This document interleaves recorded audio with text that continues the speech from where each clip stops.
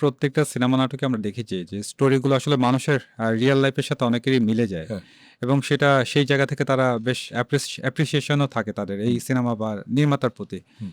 যখন আপনার সিনেমা দেখে কেউ অ্যাপ্রিসিয়েট করে বা এরকম তার জীবনের সাথে মিলে যায়, আসলে আপনার কেমন লাগে যখন এটা নিজের চোখে দেখছেন, দর্শকদের রিভিউ বা সবকিছু মিলিয়ে?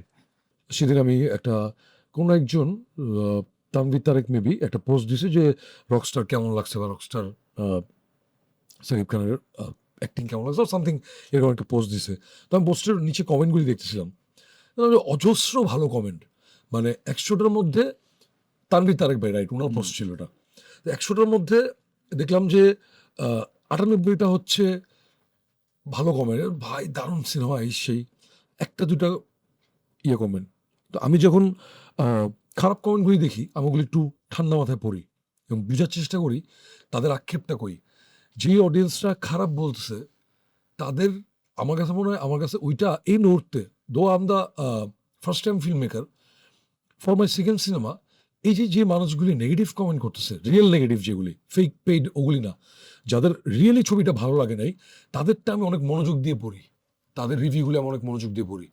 আম, কেউ বলতেছে এটা, কেউ বলতেছে ওইটা, আমি এটা খুব মনোযোগ দিয়ে পড়ি। এটার কারণ হচ্ছে এইগুলি আমার ওয়ার্কআউট করার বিষয়, ওই কমেন্টগুলো আমার ওয়ার্কআউট করার বিষয়। যে বলছে ভালো লাগছে, যে বলছে ভাই হেভি হয়েছে, ওইটা তো ভালোবাসা, অনেক ভালোবাসা ওদের প্রতি, অনেক বেশি ভালোবাসা, কারণ ওদের সাপোর্টে আজকে নেক্সট সিনেমা বানানোরও ইয়ে পাচ্ছি যে ওকে, যেহেতু অ্যাটলিস্ট 50-60% লোকজন ভালোবাসতেছে তার মানে কিছু একটা তো করছি, ওটা তো অনেক ভালো লাগায়। বাট এই মুহূর্তে আমি নেগেটিভগুলি আসলে বেশি চর্চা করতেছি, ওদের কমেন্টগুলি আমি বোঝার চেষ্টা করতেছি যে কোন জায়গাটায় আক্ষেপ। আমি কোনো একটা জায়গায় কোনো একটা রেস্টুরেন্টে বা কোথায় একটা প্রবাদের মতো পড়ছিলাম যে সবসময় আপনার আহ, আহ, খাবার ভালো হয়েছে না খারাপ হয়েছে, বা আপনার আসলে ওয়ার্কআউট করা উচিত সবচেয়ে যেই কাস্টমারটা আনহ্যাপি তার কথার উপর। এটা কোনো একটা জ্ঞানী লোকের কথা, আমি এই মুহূর্তে নামটা মনে পড়তেছে না, আমি কোনো একটা জায়গায় রেস্টুরেন্টে দেখছিলাম, ওই জিনিসটা আমার মাথায় সবসময় থাকে। বিকজ আপনার সবচেয়ে আনহ্যাপি ভিউয়ার বা আপনার সবচেয়ে আনহ্যাপি কাস্টমার আসলে আপনার সবচেয়ে রিয়েল জিনিসটা বলে। ঠিক আছে, সো ওই জায়গা থেকে আমি আসলে